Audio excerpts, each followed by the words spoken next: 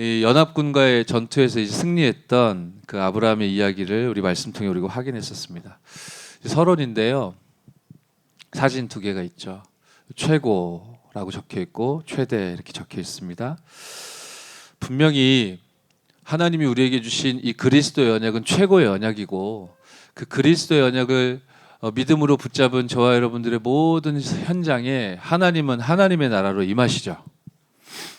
눈에 보이지 않지만 영적인 사실이요, 영적인 세계 축복이 지금 여러분과 함께 하심을 믿으시기 바랍니다. 그리스도 하나님의 나라, 이 비밀과 축복을 누리는 여러분을 하나님이 증인으로 한 시대 부르시고 세우실 거라는, 그것이 하나님의 계획이고 뜻이기 때문에 그래서 최고의 언약이다라고 하는 겁니다. 하나님이 주신 언약을 최고로 붙잡은 우리 청년 제자들이 지금 이 시간 예배의 축복 가운데 있는 줄 믿습니다. 분명히 내가 최고의 언약을 잡았어요. 모든 문제 해결자 그리스도가 내 안에 내 삶의 주인으로 나와 함께 하세요. 그런데 왜 나는 지금 이제 무기력하냐는 거죠. 분명히 이 복음이 모든 것이고 내가 구원받은 하나님의 자녀가 되었고 그리스도로 말미암아 나는 참으로 행복한 자인데, 그런데 왜 나는 영육간에 이제 미자립 상태냐라는 거예요. 아마 이런 생각과 이런 어려움 속에 지금 처해 있는 우리 청년 여러분 계실 거예요. 왜 나는 이렇게 몸이 아프냐? 나는 왜 이렇게 마음이 약하냐? 나는 왜 이렇게 정신이 아프냐? 그죠? 여러 가지 무기력과 무능력과 문제와 어려운 고통 속에 처해 있는 우리 청년 제자들 계실 텐데, 오늘 특별히 최고의 언약 그리스도 안에서 알고 있는 거라고 생각하지 마시고 정말 최고의 언약 그리스도 안에서 새 힘을 얻는 예배의 축복 누리시기 바랍니다. 생각은 좀 진실하게 해봐야 된단 말이에요. 나는 괜찮아요. 나는 그리스도 안에 있고 그리스도를 믿어요. 나는 이 안에서 능히 이길 수 있어요. 그런데 자꾸만 사람들이 나를 괴롭게 한단 말이에요. 그것도 내 상태를 어쩌면 그렇게 잘하는 듯이 돌아가면서 이제 나를 괴롭게 하는 그런 일들이 펼쳐지기도 해요. 분명히 최고의 언약 그리스도 안에 내가 있는데 왜 나의 삶의 형편은 이러한가? 언약을 최고로 붙잡아야 된다고 했고, 그렇다면 여러분들은 그리스도 안에 있고 분명히 최고의 언약을 붙든 사람들이 맞고, 그리고 더불어 최대로 붙잡아야 된다라고 하셨거든요. 그럼 최대라 함은 얼만큼 크게 얼마만큼 붙잡는 게 최대냐? 그래서 제가 사진을 저렇게 붙여왔잖아요. 얼만큼 붙잡는 게 최대로 붙잡는 것이냐? 전 세계 복음화 237개 나라 복음화 할 만큼 붙잡는 게 최대의 언약을 붙잡는 거다라고 하셨단 말이에요. 여러분은 그리스도의 언약, 최고의 언약을 붙잡았고 하나님이 주신 세계 복음화의 언약 최대치로 알고 있고 믿고 있고 그 속에 있는데, 왜 나는 영육간에 힘이 들고 힘 빠지고 무기력하고 어렵고 내 사정을 알아주는 이가 없고 나는 왜 이렇게 외롭고 되는 게 없고 몸부림을 쳐보지만 왜 해결되지 않는 듯하고 그냥 스스로 아니하면서 그냥 스스로 뭐예요 위로하고 그렇게 나를 지켜낼 수밖에 없는 이런 어려운 상황 가운데 있는가? 다음이요. 저 사진과 그림을 보시면 어떤 느낌 드세요? 제가 뭔가 이렇게 단어를 놓고 좀 어울린다는 생각이 드는 사진을 제가 가지고 온 건데요. 무엇과 어떤 단어가 어울린다고 생각하면서 저 사진을 골랐는가? 다음 페이지 보겠습니다. 하나님이 주신 언약을, 이 복음을 최고로 그리고 최대로 붙잡아야 된다고 하셨는데, 더불어 어떻게 붙잡아야 된다고 하셨냐면 최적입니다. 최고의 언약을 붙잡았고 그것도 최대치로 붙들었는데 왜 나는 오늘 힘드냔 말이에요. 왜 나는 어렵냔 말이죠. 난 왜 이 갈등이 해결이 안 되냔 말이에요. 좀 외롭다 해도 내가 웬만하면 버티겠는데 왜 내 주변 사람들은 나하고 원수진 것도 없는데 왜 이렇게 나를 힘들게 만들고 어렵게 만들고 나 힘들게 만드는 거 연구하는 사람들로만 가득 차 있는 것 같냐 말이에요. 그죠? 최적으로 붙들어라, 이 말은 가로 열고 제가 적어놨지만 과정과 여정에 대한 메시지다라고 하셨어요. 분명히 최고를 최대로 붙잡았는데 이 오늘이라는 과정과 여정, 여기에 대한 이해가 없으면 사실은 우리의 신앙생활이라는 것이 굉장히 뜬구름 잡는 것 같은, 너무나 막연하기 이를 데 없는 허풍선이 같은 그런 느낌 속에서 우리가 불신앙할 수 있다는 거죠. 분명하게 하나님이 주신 최고와 최대치의 언약이고 축복인데 그래서 오늘 예배 속에서요, 저와 여러분이 진실한 질문이 하나라도 이렇게 발견되어지는 축복이 있길 바라요. 우리 일부에서 말씀 주셨듯이 진실한 질문이 오늘 발견되어지고 하나님 앞에서 질문이 되어지고 누려지고 그 질문에 대한 답을 찾는 그런 축복이 있길 바랍니다. 진실한 질문 그리고 신앙 고백. 제가 말씀 받으면서 가만히 묵상할 때에는 이 부분이 오늘 우리의 삶의 최적의 언약으로 필요한 것 같아요. 진실한 질문과 하나님이 주신 이 언약에 대한 올바른 신앙 고백. 왜냐하면 블랙홀이 모든 거 다 빨아들인다고 하죠. 뭐 본 적은 없고 느낀 적도 없고 만진 적도 없지만 그렇게 말들을 하잖아요. 그래서 뭔가 사회에 큰 이슈가 터지게 되면 그 이슈가 블랙홀이 되어서 사람들의 모든 생각, 관심들 다 빨아들인다. 그렇게 그 말을 사용하기도 하잖아요. 저는 우리들이 예수는 그리스도라고 외치고 세계복음화 237 언약을 고백하고 그리고 예배에 승리해야 된다. 우리가 믿음을 회복하자. 그리고 성령 충만 기도한다. 138 이게 그냥 뭐라 그럴까요? 했다 치고 이렇게 넘어가는 그런 고백이 아니었으면 좋겠다는 거예요. 그냥 성령 충만 받길 원합니다. 그냥 표면적으로 그냥 말만 던져놓고 사실은 최고의 언약을 최대치로 붙잡고 있음에도 불구하고 나의 삶이 뭔가에게 빨려 들어가면서 힘들고 어렵고 연약한데 그리스도 하는데 너무나 나의 삶에 실제하는 이 무력감은 해결되지 않는 어찌 보면 이제 최적이라는 것이 지금 부족한 거 아니겠습니까? 그죠? 진실한 질문과 그리고 하나님이 주신 언약과 복음에 대한 올바른 신앙의 고백 이 부분이 분명하게 찾아지고 누려지고 또 그 답을 하나님께서 24, 25 영원으로 주고 계시기 때문에 저와 여러분들이 그 속으로 깊이 들어가는 예배 축복 되어질 줄 믿습니다. 네, 다음 페이지요. 역시 서론인데요. 분명히 최고의 언약을 주셨는데 이게 최적의 시간표로 누려지지 않으면 오늘이라는 것을 우리가 잃어버리게 되면 사실 그 상태는 하나님의 능력을 믿지 못하는 상태인 것이고 그때 우리를 덮치고 찾아오는 것은 이제 걱정과 염려와 걱정인데요. 염려하는 게 뭐 큰 문제겠냐? 그게 뭐 대단한 죄겠냐? 그게 죄라는 얘기가 아니라 두 번째 염려할 때 그것이 틈이 되어 마귀가 저와 여러분들을 더욱더 속이는 작업을 시작하거든요. 그래서 베드로전서 5장 8절에 이렇게 말씀하지 않습니까? 근신하라 깨어라. 마귀를 어떻게 정의하십니까? 너희 대적. 그렇죠? 여러분들을 어떻게 하면 이렇게 속이고 넘어뜨리고 낭망시킬까만 24 노리는 존재가 사탄이 24 여러분들 넘어뜨릴 어떻게 하면 공략하고 넘어뜨릴까 그 생각만 집중하는 존재거든요. 그래서 근신해라 깨어라 너희 대적 마귀가 우는 사자같이 두루다니며 삼킬 자를 찾는다 하신 거예요. 우리가 염려할 때 우는 사자처럼 두루다니는 이 마귀가 저와 여러분들의 염려를 문으로 열고 들어와 사실은 우리를 더욱더 속이는 작업들을 바로 그때 행하는 거기 때문에 오늘 여러분 최적의 언약을 내가 실천하는 메시지를 내가 그릇된 상태 속에 있다면 그것을 돌이킬 수 있는 진실하고 올바른 질문을 그리고 참으로 했다 치고 대충 넘어가는 게 아니라 예수는 그리스도시요 내 인생 모든 문제의 해답이십니다. 나는 구원받은 하나님의 자녀가 되었습니다라는 진실된 신앙 고백이 그 모든 염려를 뒤덮어 복음화시킬 만큼 은혜로 누려지는 우리 청년 제자 여러분 되시기 바랍니다. 그 얘기를 에베소서 6장 10절로 18절 특히 제가 16절 한 절만 꼽아왔는데요. 모든 것 위에 믿음의 방패를 가져라 라고 말씀 주시는 거예요. 그래서 우리 사지가 멀쩡해도 머리가 깨지면 움직이지 못하잖아요. 그래서 구원의 투구를 쓰라고 하셨어요. 그리고 의의 믿음의 의의 호심경 아이언맨 가슴 가판 같은 거 그리고 진리의 허리띠 평안의 복음의 신발 그러면서 이제 믿음의 방패 얘기하신 거고 여러분 잘 알다시피 전부 방어하는 보호하는 장치인데 이제 공격 무기는 말씀의 검 이 하나님이 주신 전신갑주를 입으라, 취하라 하면서 주신 말씀 중에 하나인데, 믿음의 방패를 가져야 될 이유를 뭐라고 설명합니까? 악한 자의 모든 불화살을 소멸해야 된다. 눈에 보이지 않는 사탄, 마귀, 귀신이, 제가 즐겨 표현하는 표현인데요, 눈에는 안 보여요.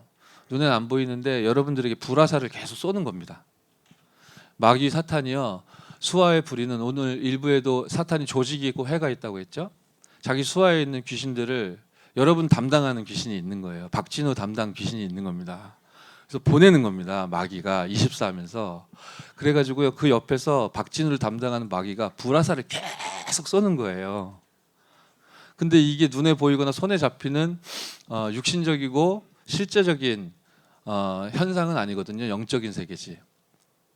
그러니까 뭐 불화살이 꼽히고 뜨겁고 이런 걸 느끼진 못하겠지만, 저와 여러분은 어떤 걸 느끼게 되냐면은, 사단이 계속 그렇게 불화살을 쏘면 이제 힘들고 괴롭고 이제 스트레스, 이런 것들이 막 가중되죠. 마귀가 여러분들에게 불화살 쏘는 건데, 우리는 어떻게 그 상황을 읽냐면은, 저 사람 때문에 내가 힘들어 죽겠다, 이제 이런 식으로 이제 드러나는 거예요. 이 상황 때문에 내가 견딜 수가 없다, 뭐 이런 식으로 느끼는 거예요.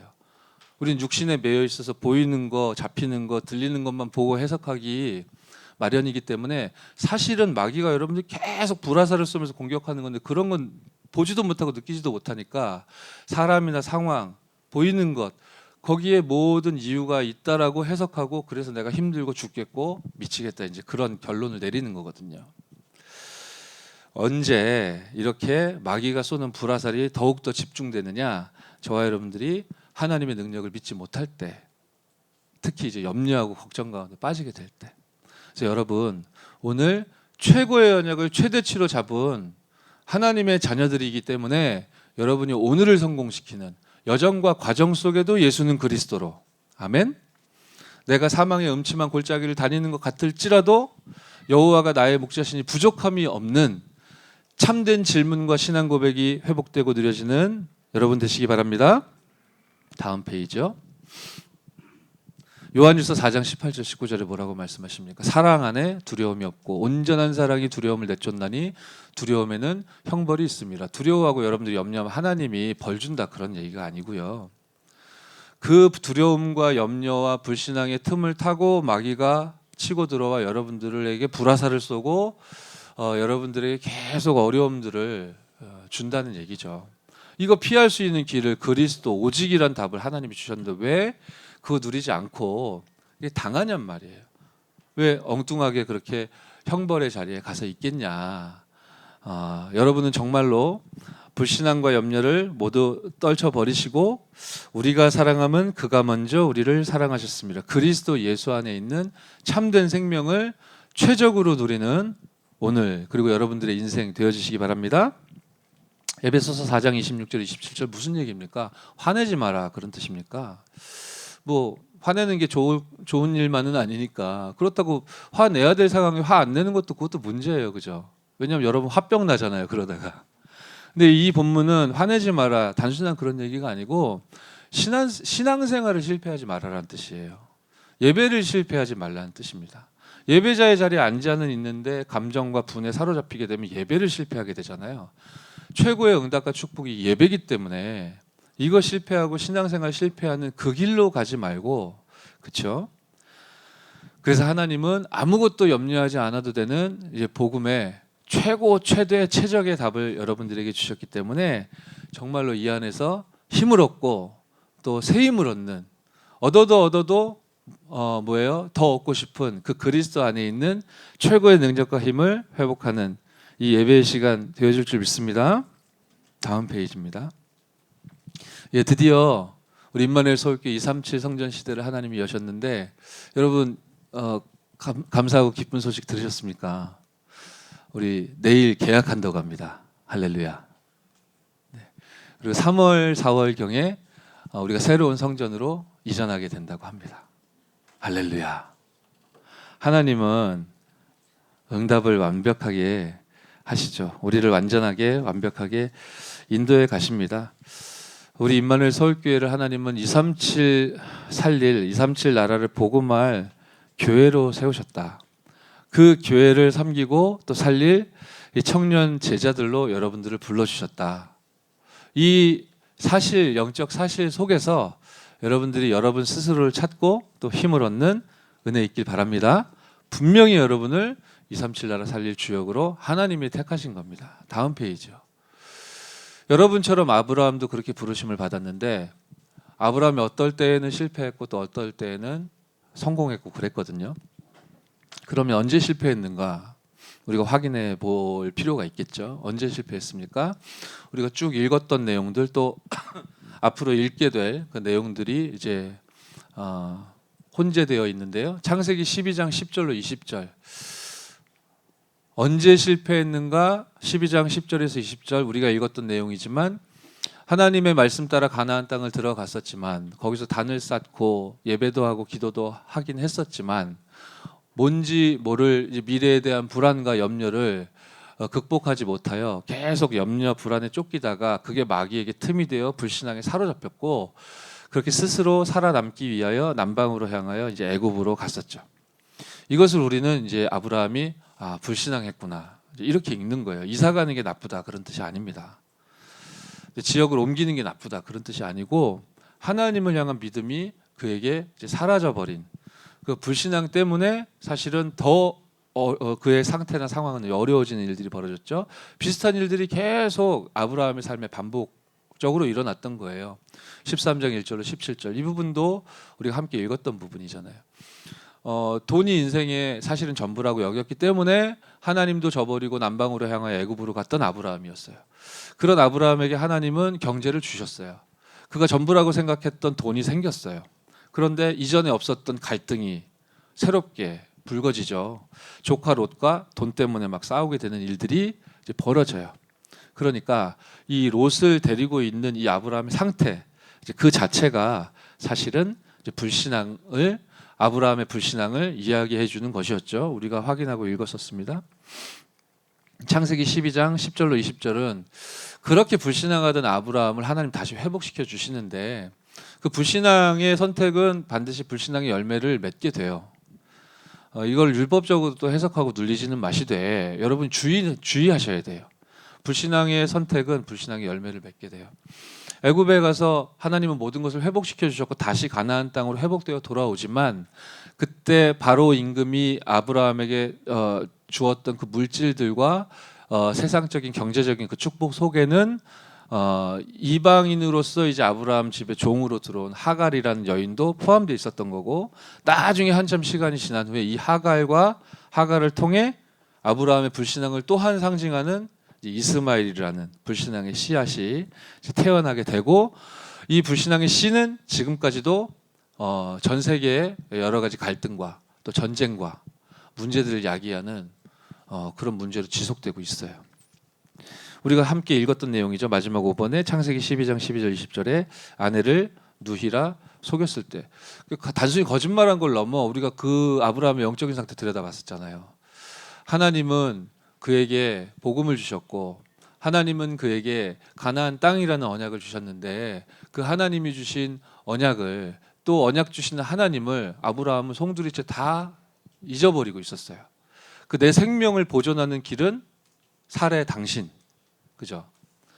내 아내 사례 그 여인, 그러니까 사람을 의지하고 있는 온전히 오직으로 사람을 의지하고 있는 오직 그리스도여야 되는 아브라함이 오직 사람과 세상을 향하고 있는 그 영적 상태 때문에 사실은 아브라함은 이미 실패한 거예요. 그렇게 불신앙했기 때문에 하나님이 벌을 주시는 게 아니고 그 불신앙의 자리에 있는 그 자체가 이미 실패인 것이죠. 오늘 본문에도 그 모습이 이렇게 섞여 있어요. 다음 페이지요. 그러면 아브라함은 언제 성공했습니까? 불신앙했을 때 실패했던 것이고요. 언제 성공했죠?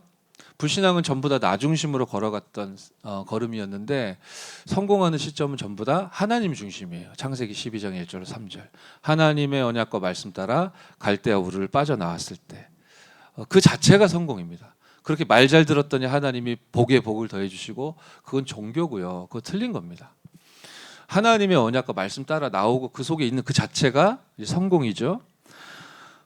사실은 불신앙에서 실패자의 자리에 가 있던 아브라함이 그 실패자의 자리에 있음에도 불구하고 하나님이 그를 보호하시고 사랑하시고 그의 모든 것을 회복시켜 주시는 걸 확인하고 나서 깨닫게 되죠. 아, 내가 이 물질적인 것, 경제적인 것, 육신적인 것 때문에 하나님을 향한 믿음을 저버리는 이런 수준에서 내가 이 서론에서 이제 벗어나야 될 사람이구나. 내가 하나님을 믿어야 되는구나. 하나님이 내 먹고 사는 거 이거 뭐 해결해 주시는 그런 무능한 하나님이 아니시구나. 하나님이 나를 완전히 책임지고 계시구나. 거기에 대해 이 사람이 인정하면서 이제 애굽에서 다시 가나안 땅으로 돌아오게 되죠. 그 자체가 성공이고요. 돌아와서 이제 갈등이 문제가 벌어진단 말이에요. 그때 불신앙을 상징했던 조카 롯을 이제 떠나 보내죠. 선택도 먼저 하게 하죠. 사실은 이게 조카 너 우리 집에서 나가라 이렇게 쫓아내는 그런 장면이라기보다는 이 아브라함이 불신앙과 결별하게 되는 그런 상황이라고 볼 수 있어요. 그 자체가 성공이죠. 나중에도 나오지만 비슷한 장면이 또 반복되는데 불신앙의 씨앗 이스마엘이 태어나요. 그런데 결국 하나님의 말씀과 언약에 따라 그 불신앙을 떠나보내는 그런 성령의 인도를 받게 되는 그 자체가 성공입니다. 즉 불신앙을 깨닫게 되어지는 때, 그것이 아브라함에게 또 저와 여러분들에게 참된 응답이요 성공인 줄 믿으시기 바라고요. 내게 뭔가 최고의 일이 벌어지지 않는 것 같다 해도, 내 주변에 뭐 최대치의 뭔가 대단한 열매와 역사가 일어나지 않은 것 같다 해도, 여러분 오늘 그리스도 하나님의 나라 오직 성령의 언약을 최적으로 찾아 누리시는 은혜 있기 바랍니다. 그것으로 말미암아 내가 만족스럽지 않다면 하나님 앞에 진실한 질문을 하셔야 돼요. 하나님, 제가 왜 이렇습니까? 하나님 살아계시고 예수는 그리스도 되시면 나는 구원받아 하나님의 자녀인데 제가 왜 이렇습니까? 제 믿음이라는 것이, 제 신앙이라는 것이, 제 신앙의 색깔이라는 것이 도대체 왜 이렇습니까? 유 목사님 간증하셨잖아요. 그러한 굵직한 한 3번의 질문을 통해 하나님이 주셨던 질문은, 하나님은 진짜 응답을 주시려고 하는데 자꾸 가짜를 붙잡고 있으니까 그 붙들고 있는 가짜를 버리고 진짜의 것을 회복해 하시려는 하나님의 사인이다라고 하셨잖아요. 여러분이 오늘 정말로 최고 최대 언약과 응답을 최적으로 찾아 누리시는 은혜 있기 바랍니다. 그런 여러분은 이미 성공자인 줄 믿습니다. 나중에 은혜롭게 우리가 함께 읽겠지만 창세기 22장 1절 13절에 아브라함이요 100% 하나님을 믿어요. 100% 하나님을 믿고 의지하고 신뢰하게 되고, 그때 아브라함에게 약속하셨던 하나님의 언약은 확정돼요.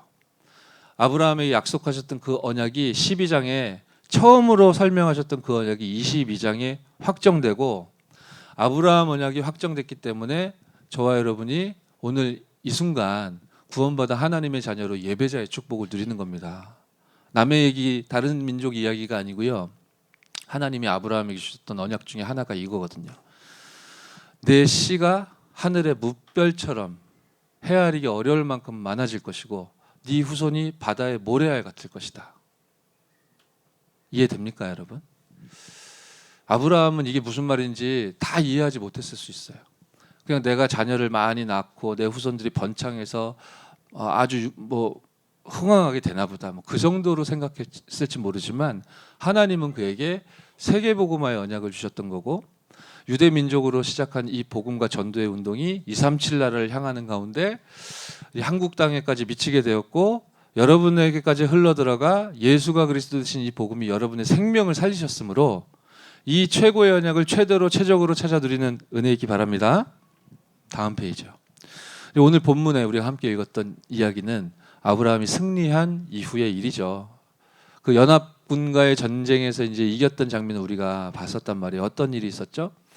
아브라함이 군대 만들어가지고 군대 열심히 특공대 훈련 열심히 시키고 그런 장면이 성경에 나와 있진 않아요.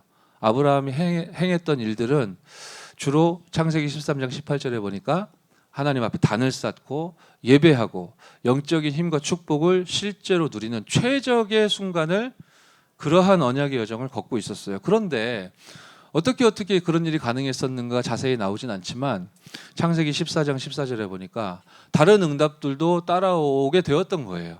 집에서 길리운 가병이 318명이나 있을 만큼.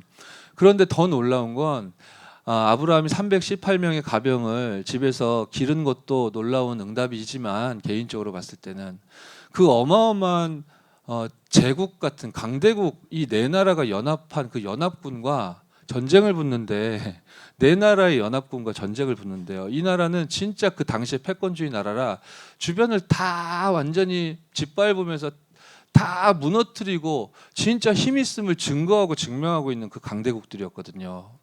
그죠?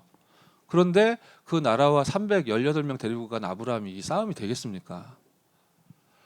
그래서 사실은 어마어마한 군대를 끌고 가서 이길 만한 싸움을 아브라함이 취했던 게 아니고요. 절대 불가능한 싸움을 하나님이 행하게 하셨는데 하나님이 행하사 그 소수의 가병 318명 가지고 그 어마어마한 대군대와 싸워서 이기게 하신 거죠. 그 영적인 전투의 시작과 진행과 결말을 모두 누가 주관하셨다? 하나님께서 이제 주관하셨던 거예요. 그런데 이제 아브라함이요, 아직 오늘 본문까지 우리가 들여다보면 아직 예배를 드리고 단을 쌓고 영적인 축복을 누리고 또 영적 서밋의 길을 가고 있긴 하지만 그러니까 가백 318명 데리고 가서 그 연합군과 싸워서 이긴 이 승리, 이것이 참된 응답인 줄 아직 생각하고 착각하는 그런 수준이었어요. 그리고 자기의 자존심, 그리고 어떤 소도망이 나에게 재물을 어마어마하게 제공하려 했지만 내가 그거 받지 않고 하나님이 나를 책임질 거야 라고 이게 신앙 고백하면 여기에서 얻어지는 뭔가 이렇게 자존감, 그죠? 어떤 성취감, 나는 남들과 다르다, 그죠? 어떤 이 차별성, 그리고 내가 뭐 진짜 대단한 일을 해냈구나, 이런 우월감, 이런 것들, 실제로 성공이라고 우리가 읽는 그런 것들이 참된 성공이라고 생각하고 있는 아브라함이에요, 아직까지. 왜냐하면 우리가 읽었던 본문에 그 답이 나오거든요. 진짜 응답은 아브라함에 이미 주어졌는데 창세기 14장 17절 20절 멜기세덱의 축복을 받았다. 이 진짜 응답을 받은 거거든요. 멜기세덱 우리가 함께 확인했었잖아요. 오실 메시아 그리스도의 그림자요, 그렇죠?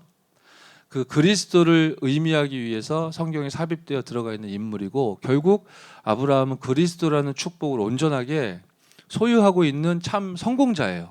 근데 그런 참 성공자인데 전쟁에서 승리한 성공, 대단한 재물을 획득한 성공, 그죠? 이런 등등의 성공이 참 성공이라고 아직도 많은 부분 착각하고 있는 시간표예요. 그래서 아브라함이 참된 성공이라고 생각하고 있는 것 중에 가장 그를 갈급하게 만들고 힘들게 만드는, 이거 왜 빨리 응답 안 되냐라는 이슈가 뭐였냐면 다음 페이지요. 예, 다음이요. 하나님이 아브라함에게 축복과 약속을 하셨다라고 돼 있고 우리 15장 1절 뭐라고 말씀하십니까? 이후에 여호와의 말씀이 환상 중에 아브라함에게 임하여 이르시되 아브라함아 두려워하지 말라, 나는 내 방패요 너의 지극히 큰 상급이니라 라고 하세요. 멜기세덱과의 만남을 통해 사실은 아브라함이 이제 그리스도의 축복을 온전히 소유했고 누리고 있는 축복을 확인시켜 주신 거거든요. 참 성공이 아브라함에게 들어와 있는 거예요. 참된 성공은 이 전쟁에서의 승리 정도가 아니다. 참 성공은 이 어마어마한 경제 축복이라고 네가 생각하는 요 정도 사이즈가 아니다. 참된 축복은 이미 너에게 주어져 있고 너는 이미 참된 성공자다. 보십시오. 하나님이 여러분들 앞에 짠하고 나타나셔서 내가 너희들의 방패다, 내가 너의 상급이다 라고 여러분들에게 직접 메시지 준다고 생각해 보세요. 기분 나빠질 사람 있을까요? 하나님이 창조주이시며 전능하신 하나님이 우주 만물을 돌리고 계신 지존하신 하나님께서 여러분들에게 주목하시며 여러분들의 방패가 당신이시고 하나님 당신이 여러분들의 상급이다, 그렇게 지금 아브라함에게 말씀 주고 계신 시간이거든요. 똑같은 성공과 축복이 여러분들에게 주어져 있는 줄 믿으시기 바랍니다. 근데 아브라함이 이 분위기 좋은 순간에 내가 너의 방패다, 내가 너의 상급이다, 너무너무 분위기 좋고 은혜스럽잖아요, 그죠? 이런 상황에 저와 여러분과 비슷한 반응을 보입니다. 다음 페이지요. 아브라함이 뭐라고 하는지 아세요? 아브라함이 이르시되 주 여호와여 무엇을 내게 주시려 하나이까? 내가 너의 방패다. 내가 너의 상급이다 하는데 하나님 나한테 뭐 줄 수 있는데요? 지금 그 다음에 나온 반응이 이래요. 왜 그런 말을 했을까요? 그 다음 내용 보시면 나는 자식이 없사오니 나의 상속자는 이 다메섹 사람 엘리에셀이니이다 라고 얘기하죠. 그러면서 또 말해요. 주께서 내게 씨를 주지 아니하셨으니, 그죠? 내 집에서 길린 자가 내 상속자가 될 것이다. 너무너무 분위기 좋은데 하나님이 딱 말씀으로 임하셨어. 내가 너의 방패다. 내가 너의 상급이다. 나는 너의 여호와다. 내가 너와 함께한다. 말씀 주시는데요. 하나님 나한테 뭐 줬는데요? 뭐 주실 수 있는데요? 아브라함에게 가장 그를 갈급하게 만들었던 건 나 지금 아들 없잖아요. 자식 없잖아요. 이거 준다고 해놓고 당신이 안 줬잖아요. 그러니까 나는 잘못 없고 당신이 안 줬기 때문에 우리 집에서 길리운 이 종 엘리에셀을 내 후사로 삼을 겁니다. 난 잘못 없고 하나님 당신이 잘못이고. 지금 방금 직전에 영적인 전투를 상징하는 그 사단 문화와 사단의 나라를 상징하는 네 개의 나라 연합군과 싸워서 이기고 멜기세덱 만나 11조 드리고 말씀 받고 신앙 고백하고 소도망이 와가지고 전리품 주려고 나 그런 거 필요 없어. 네가 나한테 그런 거 줬기 때문에 내가 나중에 난 더 거부가 될 건데 네가 줘서 나 거부가 됐다고 너 그렇게 소문내고 다니까 난 그런 소리 듣고 싶지 않아. 하나님이 나와 함께 하시고 나를 책임지신다. 매일매일 단을 쌓고 예배하고 기도하고 최고의 언약을 최대치로 최적으로 누리고 있는 줄 알았더니 그의 마음속에 딱 자리 잡고 있는 이 불신앙은 아직도 해결받지 못해서 하나님 앞에 불신앙하는 거예요. 그러면서요, 그 이면에는 뭐가 있는 거냐면 아브라함이 생각하는 참 성공은 전쟁의 승리, 대단한 경제적인 물질적인 성공, 그리고 그 자기의 혈통을 이어갈 자녀와 아들.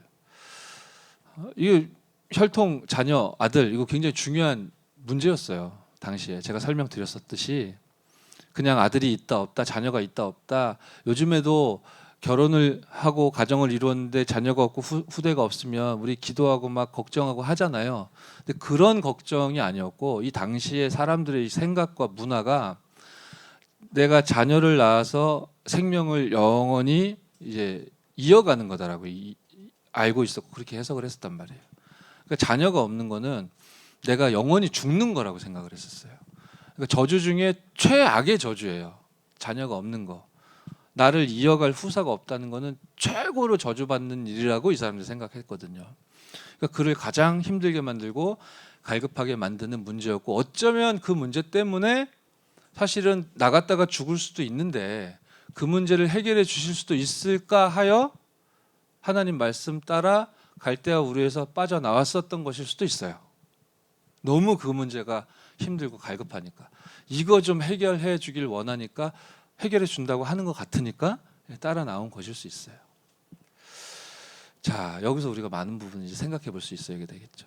우리가 최고의 언약을 최대로 붙잡은 구원받은 하나님의 자녀 전도자들인데 실제적이고 사실적인데 이 복음은 영적인 세계와 사실은 저와 여러분들에게 주어진 이 복음을 어떻게 최적으로 누릴 것인가. 사실은 최적으로 누리고 있다가 아브라함이 그거 놓친 거거든요. 그죠? 더 큰 불신앙 속으로 지금 빨려 들어가고 있는 찰나에 다음 페이지요. 하나님은 이런 아브라함에게 어떻게 말씀을 주십니까? 축복의 후손을 약속하셨다 하면서 4절 5절이 있는데요. 4절 보시면 여호와의 말씀이 그에게 임하십니다. 말씀이 임해요. 그러면서 그 사람이 내 상속자가 아니라 엘리에셀 아니고 그 뜻이죠. 네 몸에서 날 자가 너의 상속자가 될 것이다. 하나님의 계획을 좀 더 밝히 이렇게 드러내세요. 너가 지금 불신앙 가운데 빠져서 지금 속아가지고 혼미한 가운데 혼돈스러움 속에 있는데 그래서 불신앙 속에 있는데 그거 아니고 분명히 그 사람 아니고 너를 통해 그죠? 네 몸에서 날 자가 너의 상속자가 될 것이다. 여러분을 하나님께서 그리스도와 세계복음화의 언약을 성취할 주역으로 부르셨는 줄 믿으시기 바랍니다. 그래서 여러분이 어느 날 그루터기가 될 날이 있을 것이고, 그루터기인 여러분들을 통해 새순이 돋아나고 그 새순이 나무가 되어지고 숲을 이루어 정말로 237 복음화가 하나님의 그 절대적인 언약이 여러분들과 여러분들을 통해 일어날 렘넌트들 통해 반드시 일어나고 성취될 줄 믿으시기 바랍니다. 하나님이 그 말씀을 지금 아브라함에게 주시는 거예요. 너 그루터기야. 너를 통해 새순이 돋아날 거야. 내가 너에게 약속한 대로 그 그루터기를 통해 숲을 이루고 세계를 복음화할 거다 라는 메시지를 주셨는데, 굉장히 재미있으면서 중요한 장면이 5절이에요. 함께 읽어보겠습니다. 시작. 그를 이끌고 밖으로 나가 이르시되 하늘을 우러러 무뼈를 셀 수 있나 보라. 또 그에게 이르시되 내 자손이 이와 같으리라. 이 다음 페이지요. 다음 페이지에 그 믿음이 의가 됐다고 되어 있고, 그 아래에 6절 제가 적어놓은 거 한번 읽어볼까요? 아브라함이 여호와를 믿으니, 시작. 아브라함이 여호와를 믿으니 여호와께서 이를 그의 의로 여기시고. 제가 재미있다는 표현을 좀 썼는데요, 가만히 생각해 보세요. 하나님이 아브라함에게 말씀으로 임하셨어요. 내가 너의 방패다. 내가 너의 상급이다. 너무너무 환상적인 상황이에요. 그죠? 너무너무 좋은 분위기. 살아계신 하나님이 당신의 모든 것을 아브라함에게 쏟아 부으시면서 주목하고 계신 상황에 성취하실 말씀을 주시고 축복 주시는 그 상황에 우리가 읽었듯이 아브라함이 하나님 나한테 뭐 줄 수 있는데요? 맨날 그렇게 호풍만 치시지 나한테 뭐 줬는데요? 그런 거죠. 나는 자식이 없고 그게 내 일생일대의 문제인데 당신이 그걸 해결 안 해주시니 내가 합리적으로 이성적으로 이렇게 하겠습니다. 난 잘못 없습니다. 이렇게 나왔죠. 근데 하나님이 그렇지 않고 네 몸에서 나는 네 씨로 말미암아 너의 후사를 내가 이어갈 거다라고 하시면서 하늘의 무별을 보여주시면서 네 후손이 이렇게 될 거야라고 말씀을 주셨죠. 근데 그 다음에 아브라함이 뭘 어땠다고 나와요? 아브라함이 여호와를 믿으니 이렇게 나오잖아요. 이게 드라마라고 생각하고 하시고 쭉 이어서 생각해 보세요. 하나님이 막 축복 주시는데 뭘 줬나요? 그러니까 아니고 진짜 너와 내가 함께 할 거고 네 자녀를 내가 렘넌트를 줄 거고, 그랬더니 또 방금 전에 뭐 주실 수 있는데요? 그랬다가 또 믿어요. 그죠? 좀 우스꽝스럽지 않습니까? 그런데 아브라함이 이거 진짜 너무 잘한 거예요. 그리고 이게 드라마가 아니고 현장 이야기이기 때문에, 현장에서 펼쳐졌던 얘기를 성경으로 하나님이 기록으로 남겨주신 거기 때문에 아마 우리 삶을 살아가는 동안 이런 경우가 굉장히 많을걸요? 그렇잖아요. 너무 부끄럽다 여길 만큼 불신앙하는 적 많으시죠? 이거 다 들키면 아마 모든 사람이 나를 피할 거야 라고 여길 만큼 여러분 마음과 생각 속에 어마어마하게 불신앙이 막 용솟음 치잖아요. 그죠? 돌이키고 다시 복음으로 돌아가고 언약을 붙들고 있는데 또 이내 막 뭔가의 불신앙에 사로잡히고 또 염려 속으로 들어가고 하나님한테 원망하고 막, 그죠? 그럼에도 불구하고 예배드리러 나오신 이거 진짜 잘하신 겁니다. 할렐루야. 오늘 본문의 아브라함 그의 상황을 보세요. 잘한 거 아무것도 없잖아. 근데 진짜 잘했어요. 그렇게 불신앙을 하고 있는데 하나님이 변함없이 말씀을 주시는데, 그 말씀의 내용이 뭐예요? 생명의 씨에 대해서 말씀을 주시거든요. 네 후손, 하늘의 무별 같은 그 씨에 대한 약속과 언약을 주시잖아요. 그 말을 아브라함이 믿었다 돼 있죠. 구약시대의 씨의 언약은, 아브라함에게 주어졌던 씨의 언약은 좀 더 풀어 말하면 생명을 의미해요. 씨의 언약은 생명을 의미해요. 단순히 아들, 딸 많이 낳게 될 거야, 그런 육신적인 개념이라기보다는 영적으로는 생명을 의미하고, 그 생명은 즉 아브라함의 후손 그 혈통으로 말미암아 누가 오시죠? 참된 생명의 주인 되시는 예수 그리스도께서 오시죠. 즉 하나님이 아브라함에게 주셨던 이 후손에 대한 씨에 대한 언약은 그리스도의 언약을 주신 거예요. 그런데 계속 불신앙하다가 불평불만하고 하나님 원망하고 막 이러다가 그리스도 했는데 아멘 한 거예요. 그러니까 여호와께서 뭐라고 했어요? 이를 그의 의로 여기시고. 그죠? 다른 거로서는 의롭다 칭함을 얻을 수 없는 거예요. 여러분이 실수할 수도 있고 넘어질 수도 있고 무너질 수도 있고 지금도 불신앙 속에서 부글부글 하고 있을 수 있어요. 그럼에도 불구하고 오직 예수만 그리스도 되신다라는 이 복음에 여러분 아멘 하시기 바랍니다. 그게 모든 걸 살리는 거예요. 그것만이 하나님이 의롭게 여기실 수 있는 생명이다. 아멘? 그래서 이 생명을 선택한 아브라함에게요. 지금 오늘 아브라함이 하나님 앞에 행한 그 행실을 보시면 복받을 내용 하나라도 있습니까? 요거 빼고는 전혀 없잖아요. 겉으로 드러나 보이는 거는. 그런데 이 그리스도에 딱 반응을 하니까요. 7절에 우리 함께 읽어볼까요? 제가 마지막 가로 안에 넣어드렸죠? 함께 읽겠습니다. 시작. 또 그에게 이르시되 나는 이 땅을 내게 주어 소유를 삼게 하려고 너를 갈대아인의 우르에서 이끌어낸 여호와니라. 그리스도에 딱 반응하니까 자동적으로 어떤 응답이 따라오냐면은 아브라함 시대 아브라함의 입장에서 보면 땅에 대한 언약이에요. 씨에 대한 언약과 땅에 대한 언약 두 가지 언약이 아브라함에게 주어져 있는 거거든요. 근데 씨는 뭐라고 했어요? 생명을 뜻하고 그 생명은 생명의 주인공 되시는 그리스도를 뜻하는 거라고 했죠. 그러니까 아브라함이 그리스도를 만난 거예요. 그 그리스도를 나의 구주로 인정한 거예요. 불신앙 내내 하다가 나는 지금 되는 게 없고 아들도 없고 돈도 없고 너무 힘들고 하나님 나와 함께 하지 않는 것 같고 맨날 말만 하고 응답도 안 하고 이게 뭡니까 하다가 예수는 그리스도 되십니다 하니까 아멘 이렇게 한 거예요. 전부 다 틀렸는데 예수가 그리스도 생명의 복음에 이 사람이 아멘 하고 반응한 거야. 그걸 하나님이 의로 여기시고 그것이 기준되어 아브라함의 어떤 축복이 동시에 자동으로 따라붙었냐면 땅에 대한 언약은 좀 더 풀어 말하면 이제 가나안 땅에 대한 언약인데 가나안 땅에 대한 언약은 지금으로 보면 237개 나라 살리는 세계복음화의 언약인 거예요. 예수를 그리스도로 최고의 언약으로 믿고 그렇게 진짜로 진실된 질문 속에서 믿음을 소유한 사람은 자기가 이렇게 깨닫게 되는 게 아니라 진짜 예수를 그리스도로 믿는 사람에게는 237 복음화 최대의 언약이 동시에 주어지는 거예요. 예수를 열심히 잘 믿게 되면 전도하는 스킬이 막 붙게 돼가지고 전도를 잘하게 되는 게 아니라 진짜 예수를 믿는 사람은 동시에 전도자가 되는 거예요. 이해됩니까? 진짜 믿으면. 오늘 아브라함이 그 축복을 누리게 되는 장면을 저와 여러분들이 보게 된 거란 말이죠.